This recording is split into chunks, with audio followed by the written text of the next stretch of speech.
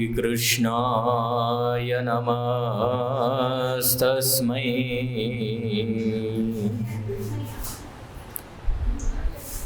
यः साक्षात् धर्मनन्दनः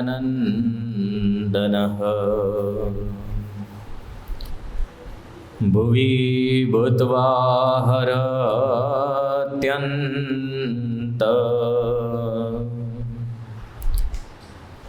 स्तमस्तमयुवांशुमान्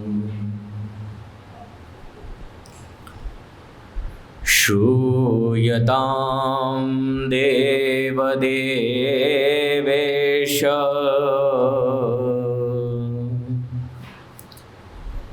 स्वामिनारायण प्रभो त्वदीयेनावधानेन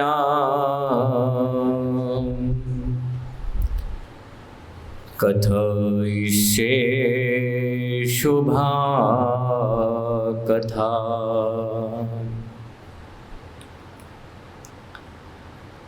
वागर्थाविव सम्पृक्तौ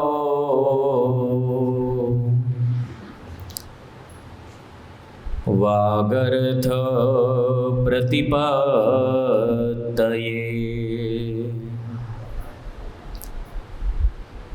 जगत पीतरो वन्दे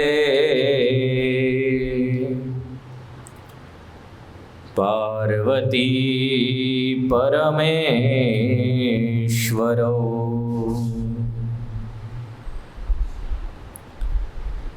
भवानी शंकरो वन्दे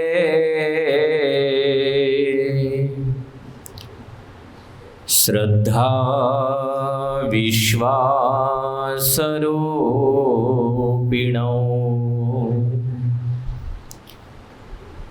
याभ्यां विना न पश्यन्ति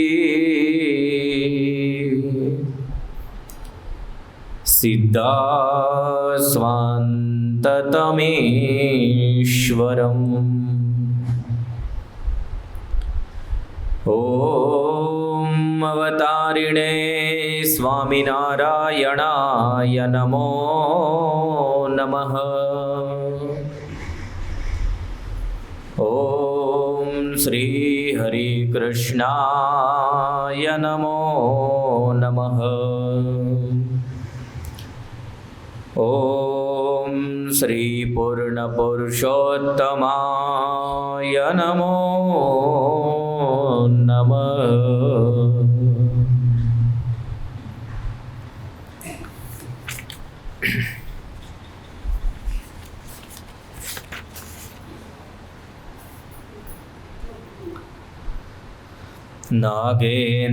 नागेन्द्रहाराय त्रिलोचनाय भस्मांगरागाय महेश्वराय नित्याय शुद्धाय दिगंबराय तस्मै नकाराय नमः शिवाय।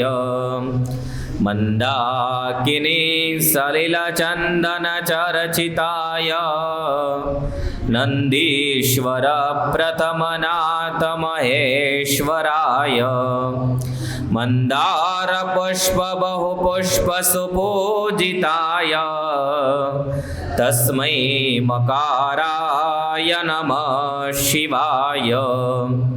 शिवाय गौरी वदनाब्जवृन्द दक्षाध्वरनाशकाय श्रीनीलकण्ठाय वृषध्वजाय तस्मै शिकाराय नमः शिवाय। वसिष्ठकुम्भोद्भव औतमार्य मुनीन्द्रदेवार्चितशेखराय चन्द्रार्कश्वेश्वानरलोचनाय शिवार्चनाय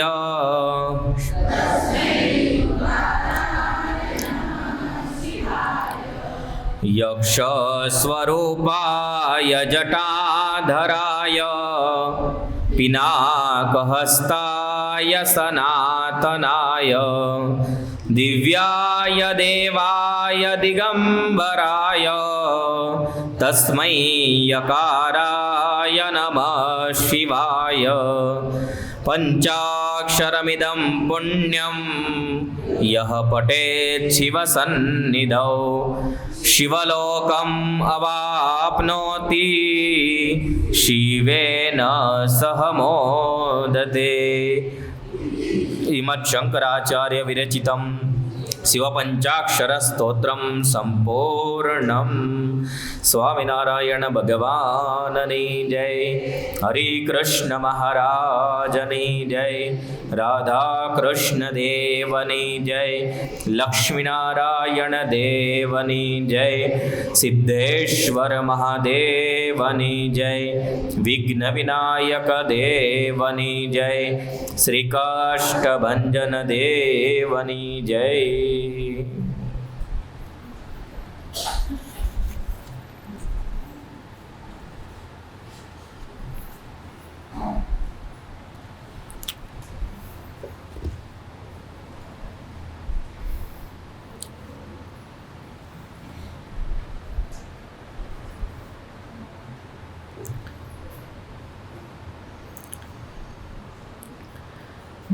गेल्या कालच्या कथेमध्ये आपण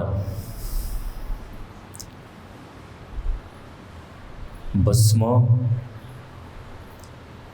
रुद्राक्ष, बिल्वपत्र अधिक या सर्व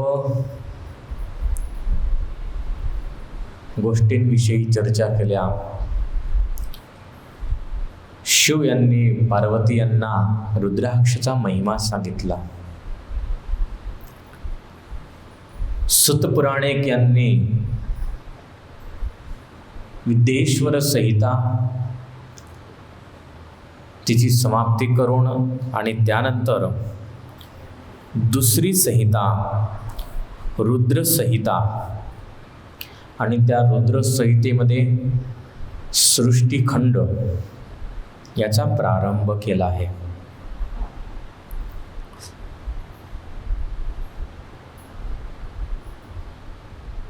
सृष्टिखंड यामध्ये सुंदर अनेक असे शिवजी यांचे चरित्र सुद्धा आहे की जो सृष्टीचा आदिभाग, प्रथमची सुरुवात, त्यावेळेला शिवजी यांनी जे जे काही चरित्र केले आहेत ते चरित्रांचा संवाद इथे सांगण्यात आला आहे।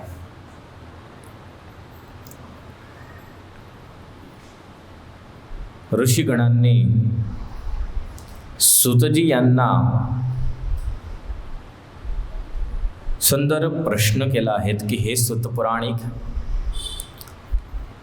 विद्येश्वर संहिता त्यामध्ये साधन साध्य अनेक विषयांच्या शोभ तथा उत्तम कथा तुम्ही आम्हाला ऐकविल्या,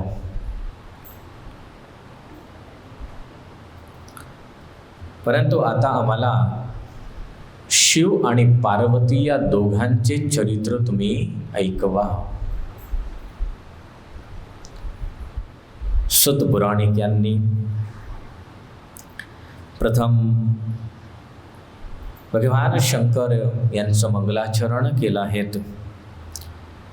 जगत पीतरम शंभुम जगतो मातरम शिवाम तत्पुत्रंश गणाधीशं नत्वै तद्वर्णयामहे।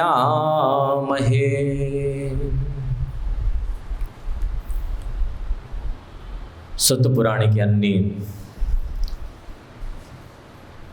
भगवान भोळानाथ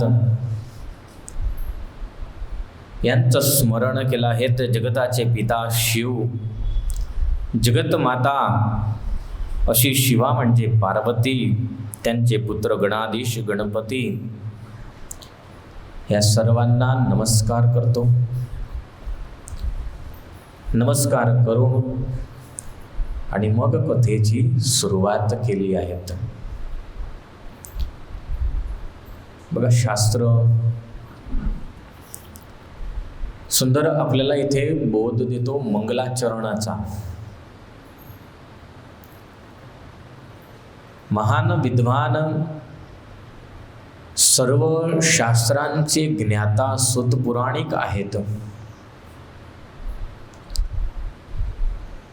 सर्व ज्ञानाचा भंडार, परंतु तरी सुद्धा एखादा नवा कार्याचा आरंभ करतायत, त्यामध्ये भगवंताचं स्मरण हे सर्वात आधी करता येतं. इथे बघा, किंवा दरेक शास्त्रामध्ये, भागवतामध्ये सुद्धा आहेत की ज्यावेळेस स्कंध हा बदलला जातो, म्हणजे स्कंधाच्या आधी शुकमुनी व्यास महर्षी यांनी भगवंताचं मंगलाचरण केलं आहे.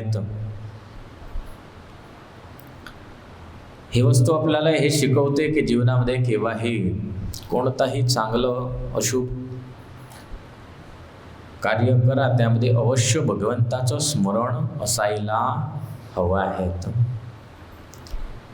कारण परमेश्वराचं स्मरण हे असं आहे, सर्व विघ्नांना नाश करणार आहेत. त्यासाठी सुत पुराणिक यांनी प्रथमच शंकर, पार्वती, त्यांचे पुत्र गणपती महाराज तिघांना याद केले. त्यानंतर शौनकादिक महर्षी यांनी सुंदर प्रश्न विचारला की हे सुतजी, निर्गुण महेश्वर सगुण हे कशा रूपतीने आपलं स्वरूप हे धारण करत असतात? भगवान शंकर हे प्रसन्न कशा रीतीने होत असतात? आतापर्यंत आपण जे काही चरित्र किंवा जे काही ज्ञानवार्ता ऐकली, हे समग्र लिंग संबंधी होती. म्हणजेच शिवजी यांच्या निराकार स्वरूपाविषयी होती. आता जे काही चरित्र आपण ऐकणार आहोत ते कसे असतील? साकार स्वरूपाचे चरित्र असतील. सतपुराणिक यांना म्हटलं आहे की सुतजी, शिव प्रागट्य व उमा यांचा आविर्भाव व त्यांच्या विवाहाची कथा हे आम्हाला ऐकण्याची इच्छा आहे. भगवान शिव यांचा प्रादुर्भाव कसा झाला, त्यांची पत्नी उमा हे कशा रीतीने आविर्भाव, म्हणजे यांचा जन्म हा कसा झाला, त्यांचा विवाह का कशा रीतीने झाला, या सर्व चरित्रांना आम्हाला ऐकायचं आहे. सुतजी म्हणू लागले, हे मुनीश्वरांनो, तुम्ही धन्य आहात, कारण तुम्हाला भगवंताच्या कथेमध्ये आंतरिक निष्ठा आहे आणि त्या आंतरिक निष्ठेच्या योगी तुम्ही उत्तम प्रकारचे प्रश्न हे विचारले आहेत. कारण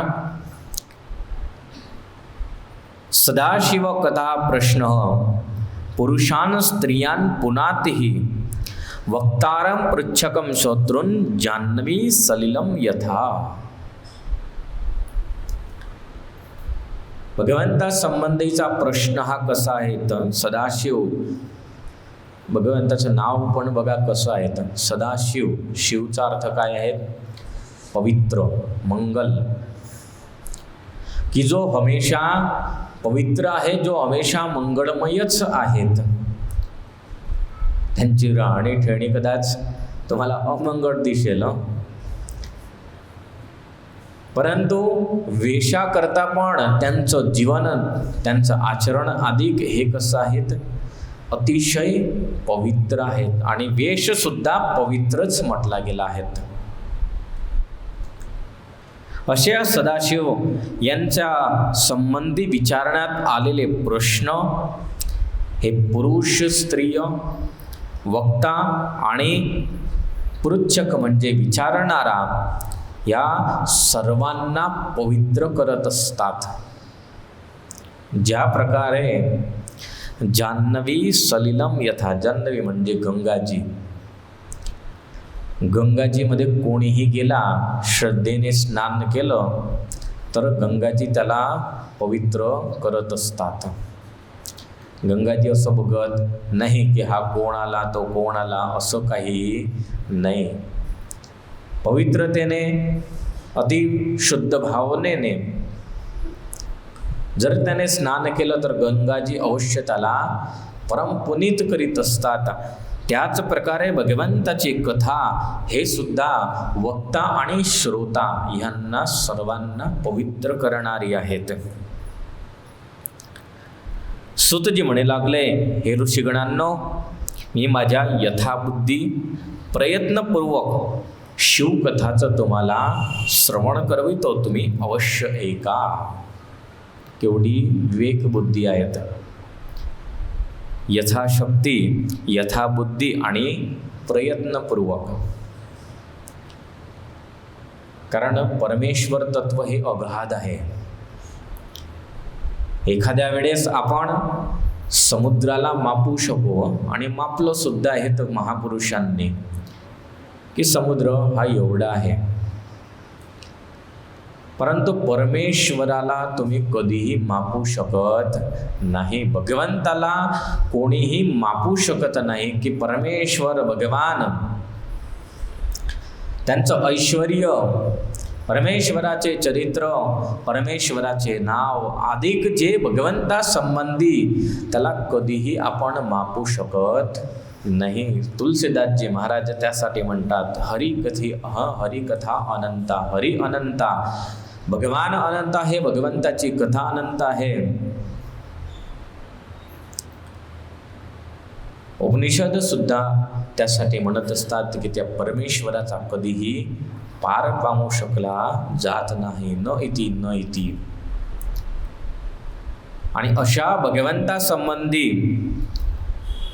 सुतपुराणिक यांनी म्हटलं आहे की मी माझी जशी माझी बुद्धी असेल, माझे गुरु व्यास महर्षी यांच्या जवळून मी जसं ऐकलं असेल त्याच प्रकारे मी तुम्हाला प्रयत्नपूर्वक सांगेल. शास्त्राचे ज्ञाता होते, कदाच म्हणून दिलं असतं की चला बसा मी तुम्हाला ऐकवतो आहे, तर तिथे अहंकार हा प्रदर्शित झाला असता, ज्ञानाचा अहंकार आला असता. परंतु स्वतः अतिशय विनम्र भावनेने सर्व ऋषीगणांना म्हणू लागले आहेत की मी सांगेल तुम्हाला, परंतु यथाशक्ती अनुसार, माझ्या यथाबुद्धी अनुसार सांगेल आणि तेही प्रयत्न करून करून सांगेल. सुतपुराणिक म्हणू लागले, हे शौनकादिक महर्षींनो, जो प्रश्न तुम्ही विचारला तोच प्रश्न पूर्वी नारदांनी विष्णूच्या प्रेरणेने ब्रह्माजी यांना विचारला होता. आणि तेव्हा ब्रह्मा आणि नारद यांचा संवाद हा झाला होता.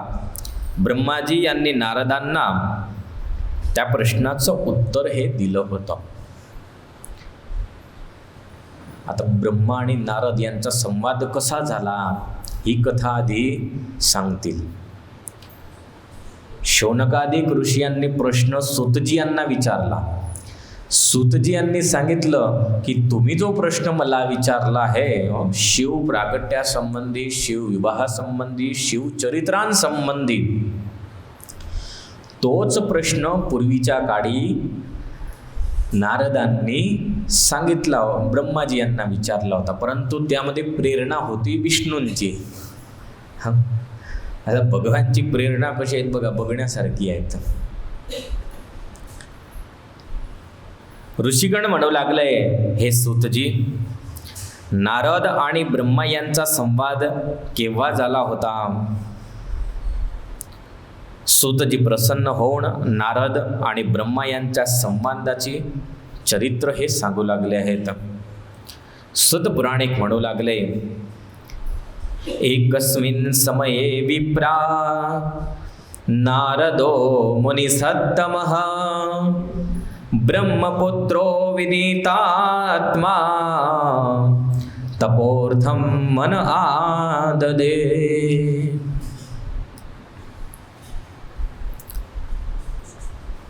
एक वेळची गोष्ट आहे. तर ब्रह्माजी यांचे मानसपुत्र मुनिसत्तम मुनीमध्ये उत्तम मुनी शिरोमणी आणि विनीत चित्त नारद महर्षी यांच्या मनामध्ये तप करण्याचा विचार आला आहे. नारदांना विचार झाला की मला तप करायचं आहे, भगवंताला प्रसन्न करायचं आहे. प्रसन्न म्हटलं म्हणजे इथे भगवंताला राजी करायचं आहे. अखेर तर नारद महर्षी असे होते, त्रिगलोकांमध्ये फिरणारे होते. त्यांना वैकुंठामध्ये जायचं असलं तरी कोणी थांबवणारं नव्हतं, आणि पाताळामध्ये जायचं असलं तरी तिथे थांबवणारं कोणी नव्हतं. सर्व ठिकाणी जात होते. पण नारदांना विचार असा झाला की मला भगवंताला प्रसन्न करायचं आहे, विशेष प्रसन्न करायचं आहे. भगवंताला प्रसन्न करायचं आहे, त्यासाठी काय करावं तर तप करावं. तप करावं. तपाच्या इच्छेने नारद महर्षी एक चांगली स्थान जागा बघण्यासाठी निघाले आहेत. पृथ्वीवरती नारद महर्षी सर्व स्थानकांमध्ये फिरू लागले. कुठे चांगली जागा असेल की जिथे मी बसून आणि भगवंताचं तप करेल. ह्या सर्वांच्या गोष्टी अशा आहेत. यांचं तप म्हटलं म्हणजे छोटं छोटं नव्हतं. तुम्ही म्हणाल की महिना 5 दिवस बसले आणि त्यांचं तप पूर्ण होईल, तसं त्यांचं तप नव्हतं. शेकडो वर्षांपर्यंत बसून आणि तप करीत असायचे. आता एवढ्या वेळ सर्व काही वेळी सर्व वस्तू उपलब्ध राहावी, त्यासाठी जागेची शोधखोळ चालू झाली. सदपुराणिक म्हणतात की हे शौनकादिक महर्षींनो, नारद मुनी एक चांगलं स्थान बघण्यासाठी निघाले आहेत. पृथ्वीवरती विचरण करीत आणि त्यांच्या दृष्टीमध्ये एक स्थान पडलं आहे. त्यांच्या दृष्टीमध्ये एक स्थान पडलं. हिमालयाची एक अत्यंत पवित्र गुफा आहे. तिच्या समीपच सुंदर गंगाजी या वाहत आहे. तिथे परम पवित्र सुशोभित एक आश्रम होता. त्या आश्रमाला बघून नारद महर्षी यांना खूप आनंद झाला. हिमालयाच्या तळेटीमध्ये खालच्या भागामध्ये हरिद्वार आदी जो भाग आहे तिथे नारद महर्षी यांनी सुंदर स्थान बघितलं की एक सुंदर गुफा होती. बाजूलाच गंगाजी निघाल्या होत्या. सुंदर असं पवित्र स्थान होतं. अनेक वृक्ष सुद्धा तिथे होते, फळ फुलांचे वृक्ष होते. आणि बघायला सुद्धा आवडणारी आणि थांबायला सुद्धा अतिशय आनंद वाटणारी अशी ती जागा. म्हणजेच त्या आश्रमाला बघून नारद महर्षी यांना विचार झाला की हेच उत्तम स्थान आहे. आणि तशा रीतीने विचार करून नारद महर्षी तिथे बसले, भगवंताचं स्मरण केलं आहे. भगवंताचं स्मरण करून नारद महर्षी तिथे तप करू लागले. दिन प्रतिदिन अनेक वर्षांपर्यंत नारद महर्षी यांचं तप हे सुरू राहिलं. अनेक वर्ष झाले नारद महर्षी तप करता करता करता, आणि ज्यावेळेस तपाच्या प्रभावाने त्यांचं तप एवढं प्रचंड झालं की त्या तपाच्या प्रभावाने त्रिलोकी हे डोलायला लागले. म्हणजेच इंद्र महाराज यांच्यावरती संकट आलं. इंद्र याने विचार केला की नारद हे तप करतात आणि तपाच्या कारणी जर भगवंत प्रसन्न झाले आणि भगवंताजवळ जर माझं आसन मागितलं, माझं स्थान मागितलं, तर मी स्थानाशिवायचा होऊन जाईल. आता यासाठी करावं काय? तर एकच उपाय, काहीही करून आणि यांचं तप भंग करायचं.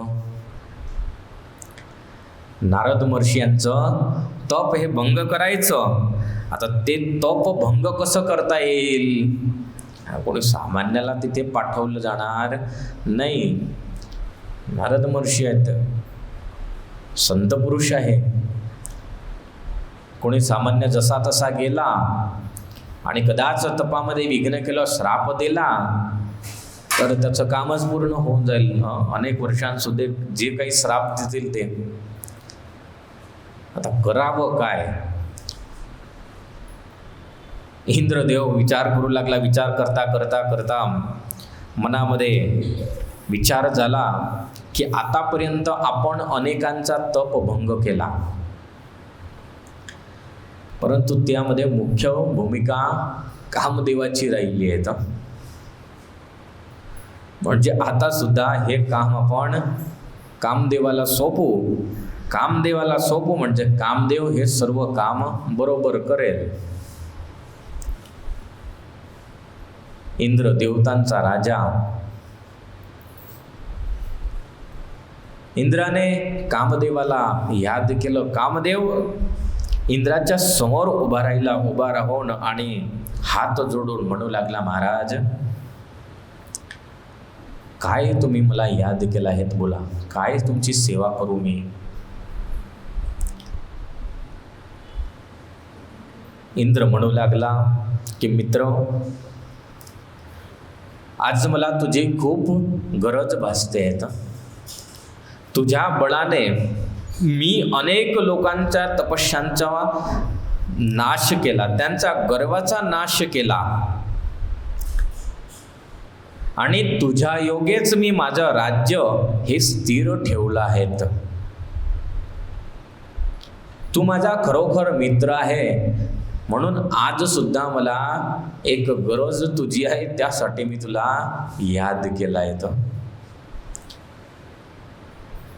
इंद्राने आधी सांगू दिलं की तुझ्याच कारणी, बघा समजण्याची गोष्ट आहे की कोणाजवळून काम काढवायचं असलं म्हणजे आधी त्याची प्रशंसा करा. 2 शब्द चांगले बोला, 2 गोष्टी त्याच्या चांगल्या म्हणा, मग त्याला सांगा काम, म्हणजे आपोआप काम हे पार पडतं. बाकी डायरेक्ट सांगलं तर एखाद्या वेळेस काम पूर्णही होत नाही.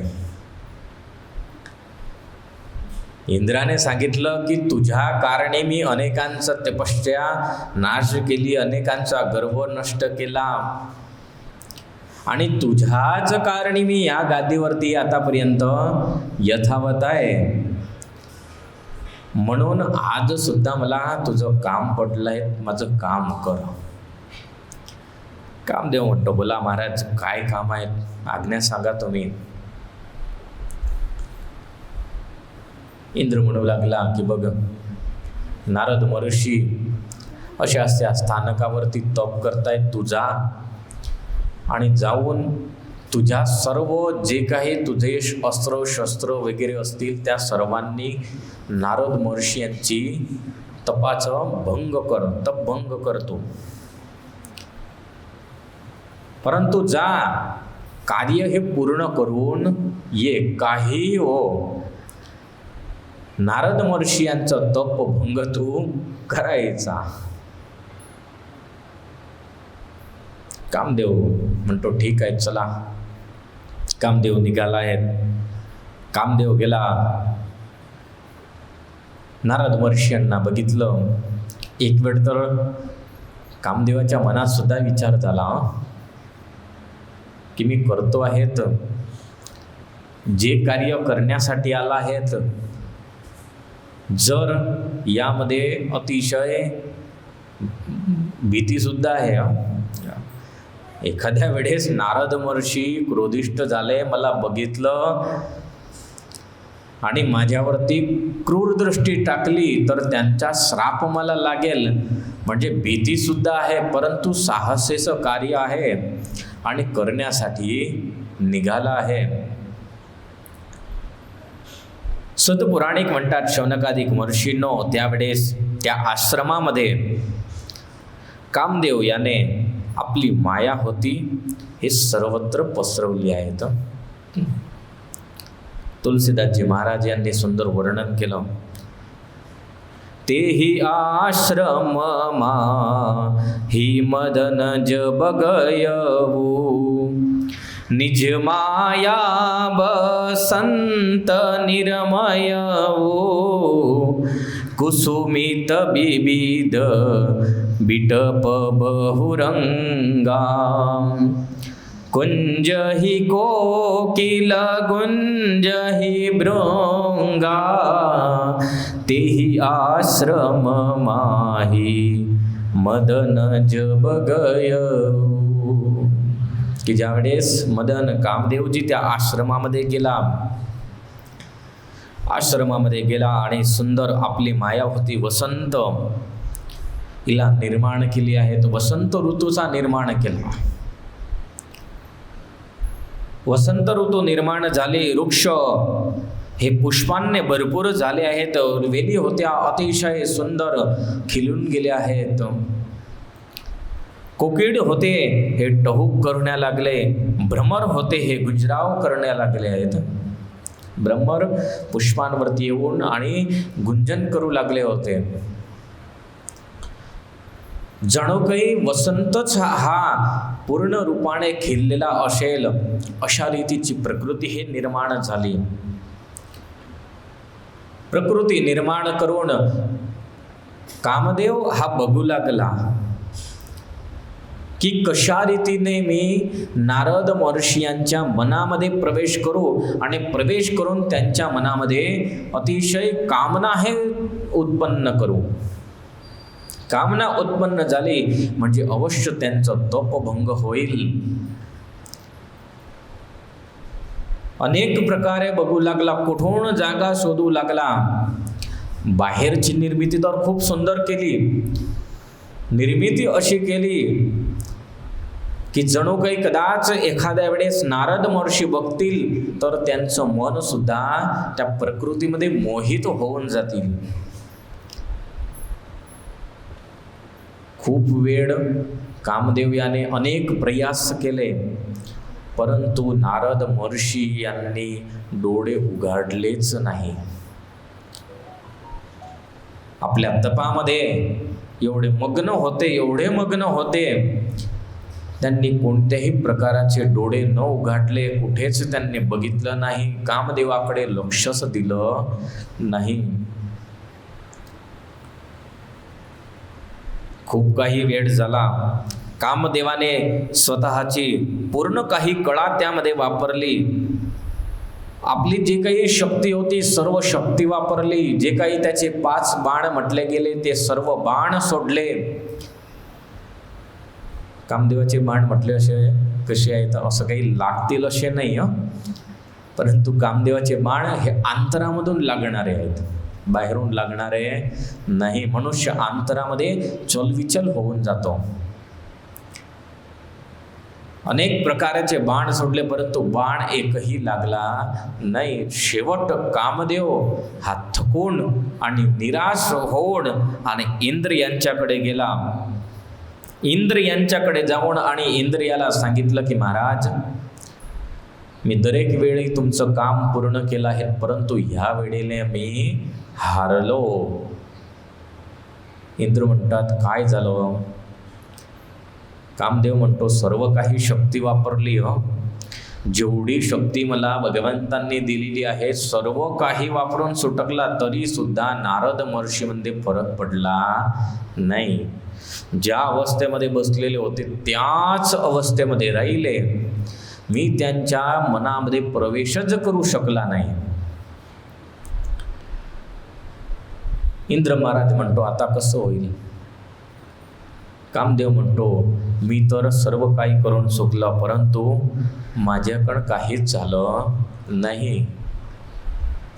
आता जे होईल ते नंतरची गोष्ट आहेत. सुत पुराणिक यांनी सांगितलं की हे शौनकादिक महर्षींनो, नारद महर्षी यांना कामस्पर्श करू शकला नाही. त्याचं कारण काय? तर अत्रैव शंभुनाकारी सुत पश्च स्मरारिणा अत्रैव दग्धस्तेनाशु कामो मुनित पोहपह. अत्रैव शंभुनाकारी म्हणजे अत्र म्हणजे ह्याच ठिकाणी, ज्या ठिकाणी नारद महर्षी तप करायला बसले होते त्याच ठिकाणी पूर्वीच्या वेळी स्वयं भगवान शंकर यांनी सुद्धा तप केलं होतं. भगवंतांनी सुद्धा तप केलं होतं आणि त्या कारणीच कामदेवाची सर्व शक्ती तिथे निरर्थक झाली.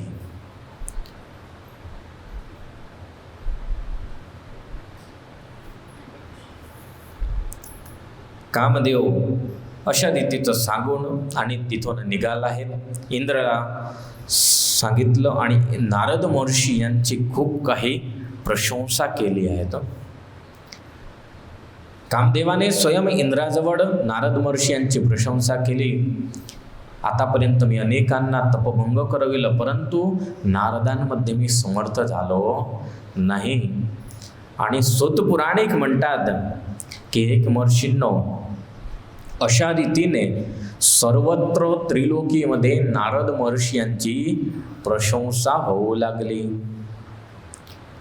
त्रिलोकीमध्ये प्रशंसा होऊ लागली.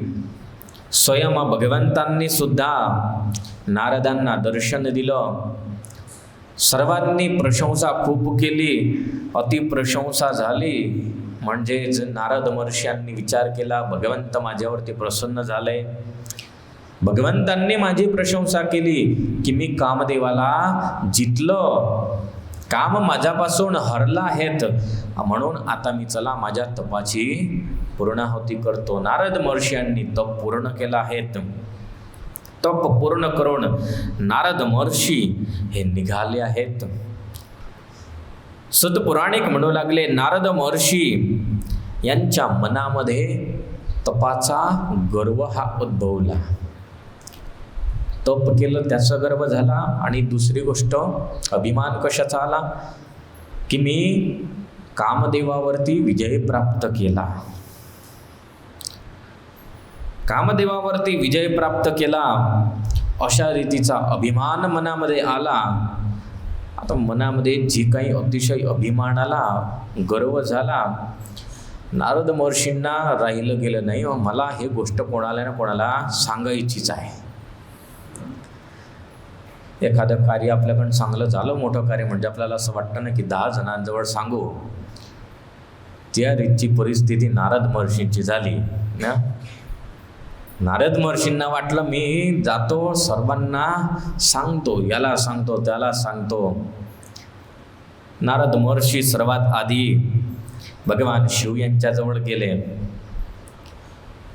शिव यांच्याजवळ गेले आहेत.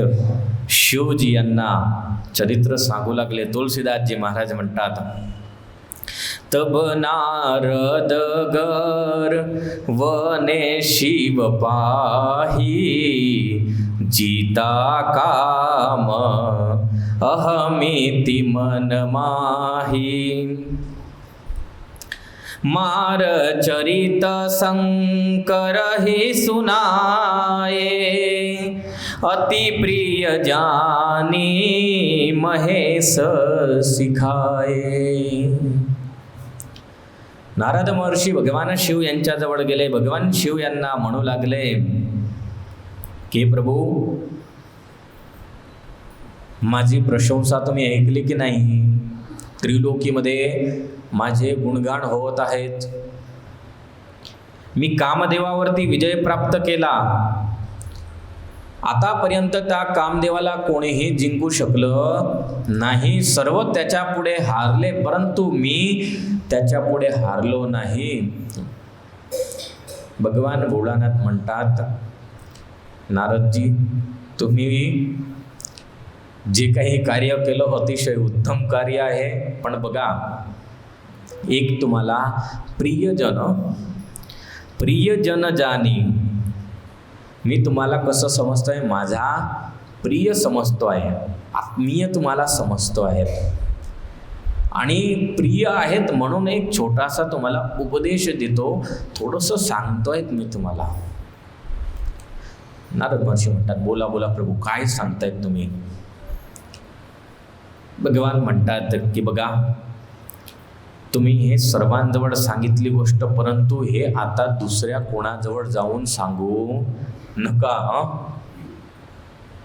दुसरे कोणाजवळ जाऊ नका आणि सांगू नका की मी कामदेवावरती विजय प्राप्त केला. आता माझ्याजवळ सांगितली हे इथे पूर्ण करा आणि तुमचं जे काही पुढचं काम असेल त्या कामामध्ये लागा. एवढी माझी शिखामण, एवढा माझा उपदेश तुम्ही घ्या. नारद महर्षी म्हणतात, काही हरकत नाही प्रभू, तुम्ही सांगितलं, आता मी कोणाजवळ सांगणार नाही. नारदजी निघाले. पण आता मनामध्ये जे भाव झालेला होता, मनामध्ये सर्व गपचप चालत होती. काय करू? नारदांच्या मनामध्ये विचार झाला की मी कामदेवावरती विजय प्राप्त केला, ही गोष्ट महादेवजीला आवडली नाही. माझी प्रशंसा होते आहे, महादेवजीला आवडली नाही. म्हणून महादेवजी यांनी मला सांगितलं की ही तू कोणाला सांगू नको. मग मनामध्ये विचार अशा रीतीचा केला. विचार करून आपले पिता होते ब्रह्माजी यांच्याजवळ गेले. ब्रह्माला सांगितलं आणि ब्रह्माने सुद्धा समजविलं. ब्रह्माचे तर पुत्र होते. ब्रह्माने सांगितलं की बघा, आतापर्यंत तुम्ही मला सांगितलं, परंतु आता पुढेही कोणाला सांगू नका. आणि सांगाल तर तुम्ही याचं फळ खूप भोगवणार. अतिशय प्रशंसा हे चांगली नाही. कारण खूप जास्त प्रशंसा झाली म्हणजे मनुष्य ज्या उत्तम गतीवरती चालत असतो तिथून खाली पडतो. कारण जास्त वाहवा, जास्त अहंकार आला म्हणजे त्याला असं वाटतं की आता मी खूप मोठा झाला आहे, आता मला काही करायचं राहिलं नाही, अशा रीतीची त्याची बुद्धी होत असते. भगवान स्वामीनारायण शिक्षापत्रीमध्ये म्हणतात की श्वश्लाघा न कर्तव्या. एकतर स्वतःच्या मुखाने कधीही स्वतःची प्रशंसा करू नका आणि कोणाजवळून अतिशय प्रशंसा ऐकण्याची इच्छा सुद्धा ठेवू नका. नारद महर्षी पिता यांच्याजवळून गेले. त्यांना सुद्धा तिथे विचार झाला की माझ्या पिताला तर कामदेवाने हरवलंही नव्हतं. कामदेवावरती विजय माझ्या पित्याने केला नाही, म्हणून त्यांनाही असं वाटलं की हे गोष्ट जास्त चर्चेमध्ये व्हायला नको आहेत. असो, चला, काही हरकत नाही. शिवजी जवळ गेले. शिवजी नंतर ब्रह्माजी गेले. आता कोण राहिलं? विष्णू राहिले. आता विष्णूकडे जातो, भगवान हरीकडे जातो आणि भगवंताला सांगतो, भगवंत माझ्यावरती खूप प्रसन्न होतील. आता भगवंत अंतर्यामी आहेत ना. भगवंतांनी सर्व स्टोरी, सर्व अंतर्यामी स्वरूपाने बघून घेतले, सर्व काही तयार करून ठेवलं. नारद महर्षी मार्गामध्ये चालू लागले. अहंकार युक्त होऊन नारद महर्षी भगवान विष्णू यांच्याजवळ आले आहेत. सतपुराणिक म्हणतात, हे शौनकादिक महर्षींनो, भगवान विष्णू पहिल्यापासूनच सर्व काही समजत होते. भगवान विष्णू यांनी सुद्धा काय केलं, नारद महर्षी आले म्हणजे बघितलं की येताच आहेत, डोळे बरं करून आणि शेष शय्यावरती झोपून राहिले. नारद महर्षी आले भगवंताजवळ उभे राहिले. बघितलं भगवान झोपले. आता उठवण्याचं पेक्षा एक काम करू की भगवंताला काहीतरी अशी सेवा करू की जेणेकरून भगवान स्वयंच जागतील. नारद महर्षी यांनी काय केलं, पाय होते पाय दाबू लागले. तरतच भगवान जागृत झाले. बघितलं कोण, नारद. अरे नारद तुम्ही? हो भगवान मी आलो. अरे केव्हा आले तुम्ही? आत्ताच आलो प्रभू. हो या तुम्ही खूप दिवसांनी आले आहेत, बसा. लक्ष्मीजी बसल्या होत्या, लक्ष्मीजींना उठवून आणि तिथे नारदांना बसविलं. बघा भगवान सुद्धा कशा पंप मारतायत. लक्ष्मीजीला उठवून आणि नारदांना तिथे बसविलं आणि म्हणतात की नारद तुम्ही तर खूप दिवसांनी आले. काय नारद, काय हालचाल आहे तुमची, सांगा सर्व काही, जे असेल ते मला कळवा. नारद महर्षी म्हणतात की प्रभू आज तर खूप आनंदामध्ये आहेत. काय एवढा आनंद? तुमचा आनंद म्हणजे माझा आनंद, तुम्ही सांगा. नारद महर्षी म्हणतात की प्रभू मी तप करण्यासाठी गेलो होतो, तुम्हाला प्रसन्नसाठी करण्यासाठी गेलो होतो. हो बरोबर आहेत, ती गोष्ट मला सर्व काही ठाऊक आहेत. आता पुढची सांगा. प्रभू त्यावेळेस तिथे कामदेव आला. कामदेव येऊन आणि कामदेवाने मला तपभंग करण्यासाठी अनेक प्रयत्न केले. अनेक प्रयत्न करून सुद्धा कामदेव माझ्याजवळ विजय प्राप्त करू शकला नाही. शेवट हारून आणि तो निघाला. सर्व जे काही वृत्तांत घडलं होतं सर्वचे सर्व भगवंताजवळ सांगितलं. बघा सतपुराणिक यांनी सांगितलं की आधीपासूनच भगवंताला तर सर्व कल्पना होती, परंतु नारदांजवळून सर्व काढवायचं होतं. धीरे एक नंतर एक विचार केला आणि विचार करून नारदांजवळून गोष्ट काढवू लागले.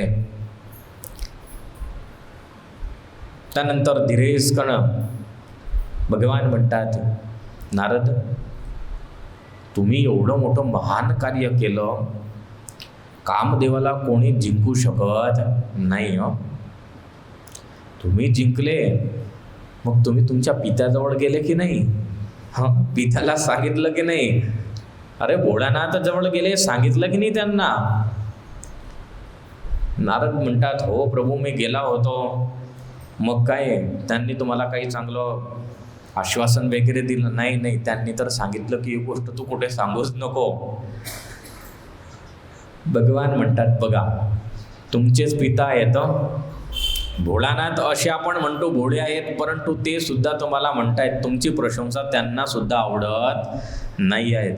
नारद महर्षी म्हणतात, हो तुम्हीच एक असे निघाले, तुम्हीच एक असे आहेत की माझ्या मनाची गोष्ट समजू शकले. कारण भोळानाथ जवळ गेलो, तिथेही त्यांनी सांगितलं की हे कोणाला सांगू नको. माझ्या पिता ब्रह्मा याच्या जवळ गेलो, तिथेही सांगितलं की कुठे बोलू नको. तुमच्या जवळ आलो, परंतु तुम्ही मला सांगितलं आणि तुम्ही माझी प्रशंसा केली. मला खूप हे आवडली. भगवान म्हणतात की काही हरकत नाही, चला तुमची प्रशंसा हे करण्यायोग्य आहेत, कारण तुम्ही अतिशय महान कार्य केलं आहेत आणि तुम्ही जे महान कार्य केलं हे आजपर्यंत कोणीही केलं नाही. भगवंताला काही करायचं होतं, भगवंताच्या मनामध्ये काही विचार होता. अनेक प्रकाराची नारद महर्षी यांची प्रशंसा केली, खूप प्रशंसा केली आणि प्रशंसेच्या योगी नारद महर्षी बरोबर फुग्यासारखे टम्म झाले. नारद महर्षी म्हणतात की प्रभू आता एक काम करतो, आता मी इथून निघतो कारण अजून मला पुढे जायचं आहे. कित्येकांना भेटायचं आहे. भगवान म्हणतात हो ठीक आहे, काही हरकत नाही,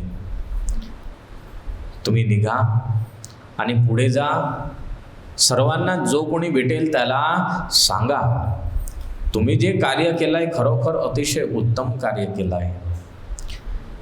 नारद महर्षी निघाले. नारद महर्षी बघा भगवंताची माया समजू शकले नाही की परमेश्वराची माया ही कशी आहे. जी गोष्ट शिवजी यांनी नाही सांगितली, ब्रह्माजी यांनी नाही सांगितली, परंतु विष्णूने तिला प्रोत्साहन दिलं.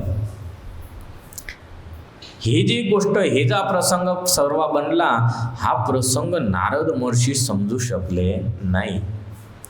नारद महर्षी अशासाठी न समजू शकले. इथे सुंदर सुतपुराणिक म्हणतात की कारण एकतर परमेश्वराची माया होती आणि दुसरी गोष्ट नारद महर्षी यांना अतिशय अहंकार झाला होता. नारद महर्षी यांना अतिशय अहंकार झाला होता.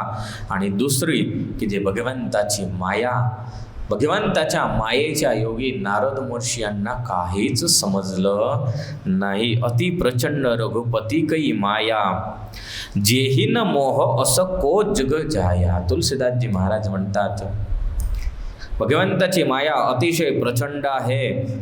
जेही न मोह, कोणी असा नाही की त्याच्यामध्ये मोहित झाला असेल. या जगामध्ये सर्व कोणी त्याच्यामध्ये मोहित झाले, सर्व कोणी त्याच्यामध्ये पडले आहेत. भगवंताची मायाच अशी अद्भुत आहे. नारद महर्षी चालू लागले. नारद महर्षी तिथून निघाले आहेत, अतिशय प्रशंसायुक्त झाले होते. चालता चालता चालता नारद महर्षी यांनी एक सुंदर नगर हे बघितलं आहे.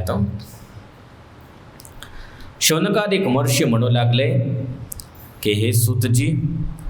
नारद महर्षी तिथून निघाले, भगवान हरी यांना नमस्कार केला. त्यानंतर नारद हे कुठे निघाले आहेत, पुढे कोणत्या देवाजवळ गेले आणि कोणत्या देवाजवळ जाऊन आणि त्यांनी आपला वृत्तांत हा सांगितला. सुत पुराणिक म्हणू लागले की भगवान श्रीहरी यांच्या मायेने विवश होऊन, मायायुक्त होऊन नारद महर्षी तिथून निघाले आहे. नारद महर्षी रस्त्यामध्ये चालू लागले. चालता चालता नारद महर्षी यांनी एक सुंदर नगर बघितलं. सुंदर नगर बघितलं. नारद महर्षी यांच्या दृष्टीमध्ये एक विशाळ पृथ्वीवरती नगर दिसलं. आणि नगर हे अतिशय विशाळ होतं, त्याचे मार्ग हे अतिशय विशाळ होते.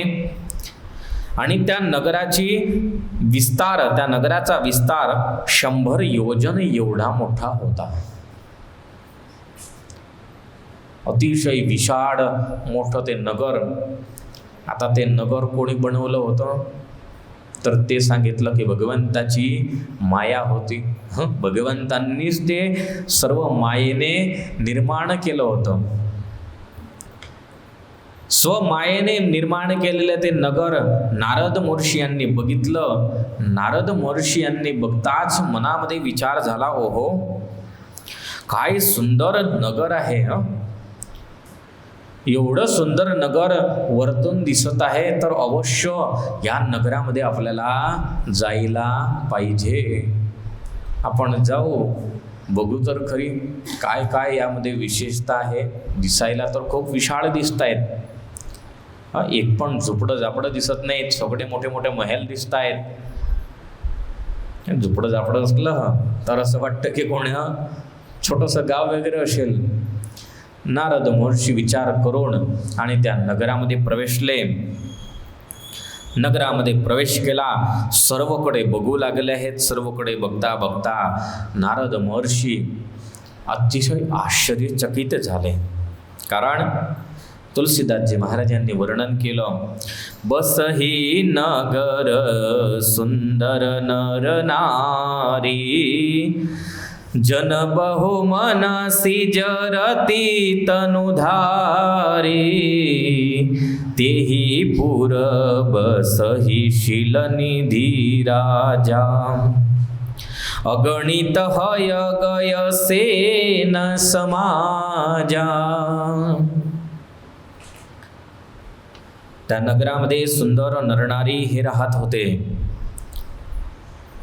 आणि त्या नगराचा राजा शीलनिधी नावाचा राजा होता. हत्ती घोडे अनेक सेनाचा समाज त्याच्याजवळ अगणित होता आणि तिथले नरनारी हे जणू काही स्वयं कामदेवच असेल एवढे रूपवान आणि एवढे सुंदर दिसायला होते. आता ज्या नगराची निर्मिती परमेश्वराने स्वयं केली, भगवंताच्या मायेने जर त्या नगराची निर्मिती केली, मग त्याच्यामध्ये कमी काय असेल. मोहिनी स्वरूप ज्या वेळेस भगवंतांनी धारण केलं, पुढे सुंदर त्याची कथा येईल. महादेवजी यांना विचार झाला की भगवंताचं स्वरूप हे कसं असेल. भगवंतांनी स्त्रीचा मोहिनीचा रूप धारण केला, मला बघायची इच्छा आहे. भगवंताला म्हणू लागले, भगवान विष्णूला म्हणतात तुमचं मोहिनी स्वरूप मला बघायचं आहे. भगवान म्हणता बघू नका, तुमच्यासाठी बघण्यासारखं नाही नाही म्हणे, मला बघायचं. भगवान म्हणतात की बघा माझी माया खूप खतरनाक आहे, जर तिला बघसाल तर तुम्ही तुमच्या ब्रह्मचर्यामधून भ्रष्ट होसाल. नाही म्हणे मला बघायचंच आहे. भगवान म्हणतात ठीक आहे. भगवंताने दाखवलं आणि शेवट परिस्थिती अशी घडली की स्वयं शिवजी स्वतःचं भान विसरून गेले. आता शिवजी सारख्या परम वैष्णव महानैष्टिक यांची अवस्था अशी झाली. नारद महर्षी यांनी ज्यावेळेस नगराला बघितलं, नगराला बघताच आपलं भान विसरून गेलं. ओहो काय एकपेक्षा एक अति सुंदर नरनारी आहेत आणि घरं तर बघा काय मोठे मोठे उंच उंच, एक पण सामान्य छोटंसं घर दिसत नाही. रस्ते मोठे मोठे विशाळ होते, सर्व काही सुसाधनांनी युक्त ते नगर. नारद महर्षी त्या नगरामध्ये विचरण करू लागले. नारद महर्षी विचरण करता करता करता करता आणि राजाच्या महल, शीलनिधी नावाचा राजा होता, महलामध्ये प्रवेश केला. शीलनिधी याने बघितलं की स्वयं नारद महर्षी आले आहेत. नारद महर्षी आले आहेत म्हणून येऊन अतिशय उच्च आनंदाने भक्तिपूर्वक श्रद्धापूर्वक स्वागत केलं आहे. बसण्यासाठी आसन दिलं, बसण्यासाठी आसन देऊन आणि सर्व काही विचारपूस केली. कुशळ मंगळ विचारला आहेत. कुशळ मंगळ विचार करून आणि शीलनिधी म्हणू लागला की महाराज खरोखर मी धन्य झालो, तुम्ही आमच्या इथे आले आहोत. अनेक अनेक प्रश्न चर्चा आहे तिथे होऊ लागल्या. नारद महर्षी यांनी सुद्धा सांगितलं की मी सुद्धा तुझं नगर बघून खूपच आनंदित झालो आहे. एवढं सुंदर तुझं नगर आहे. नारद महर्षी यांनी विशेष तिथे राहण्याची योजना बनवली आणि विचार केला की मी इथे 2-4 दिवस थांबतो आणि मग नंतर इथून निघेल. शेष कथा आपण उद्याच्या दिवशी ऐकू. इथे आपला कथेचा वेळ सुद्धा पूर्ण झाला. सजानंद साई महाराजनी जय.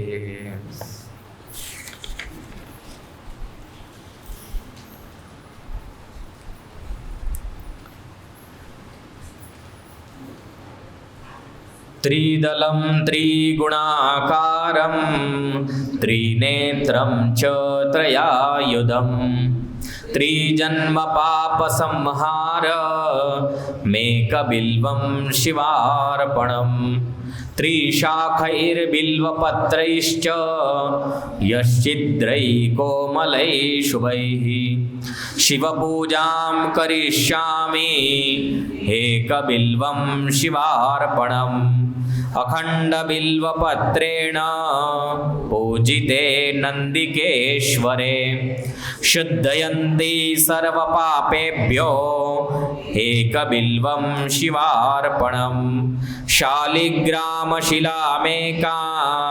विप्राणां जातु अर्पयेत् सोमयज्ञमहापुण्यमेकबिल्वं शिवार्पणम्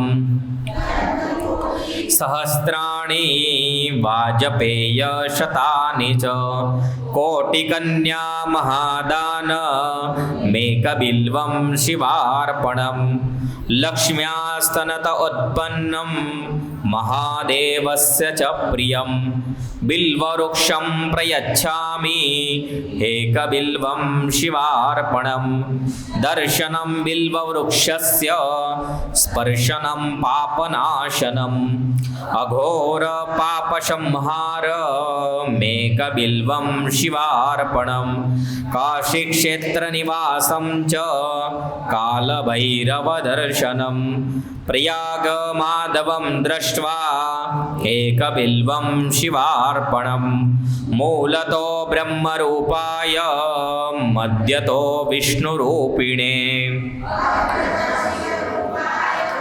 एकबिल्वं शिवार्पणं बिल्वाष्टकमिदं पुण्यं यः पठेत् शिवसन्निधौ सर्वपापविनिर्मुक्तः शिवलोकमवाप्नुयात् इति बिल्वाष्टकं सम्पूर्णम्। ओम नमः शिवाय, ओम नमः शिवाय, हर हर भोले नमः शिवाय।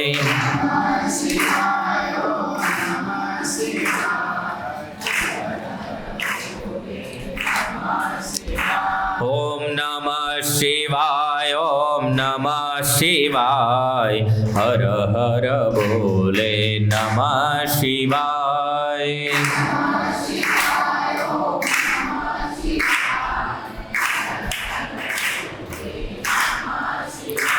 ओम नमः शिवाय, ओम नमः शिवाय, हर हर भोले नमः शिवाय।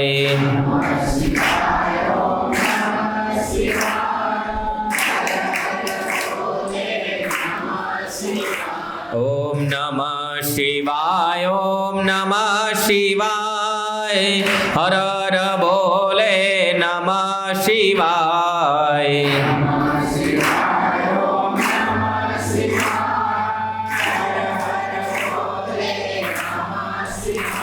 ओम नमः शिवाय, ओम नमः शिवाय, हर हर भोले नमः शिवाय।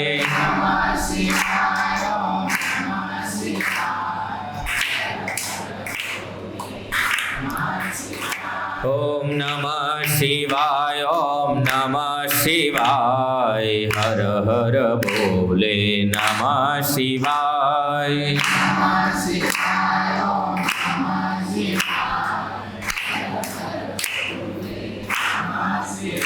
ओम नमः शिवाय, ओम नमः शिवाय, हर हर भोले नमः शिवाय।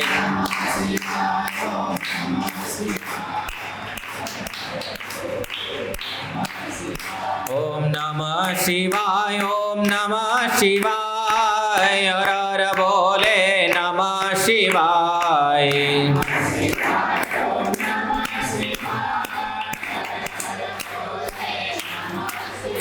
ओम नमः शिवाय, ओम नमः शिवाय, हर हर भोले नमः शिवाय।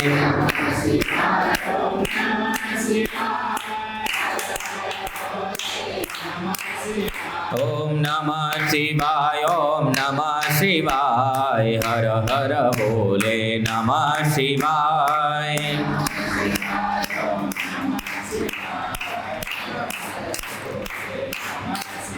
ओम नमः शिवाय, ओम नमः शिवाय, हर हर भोले नमः शिवाय।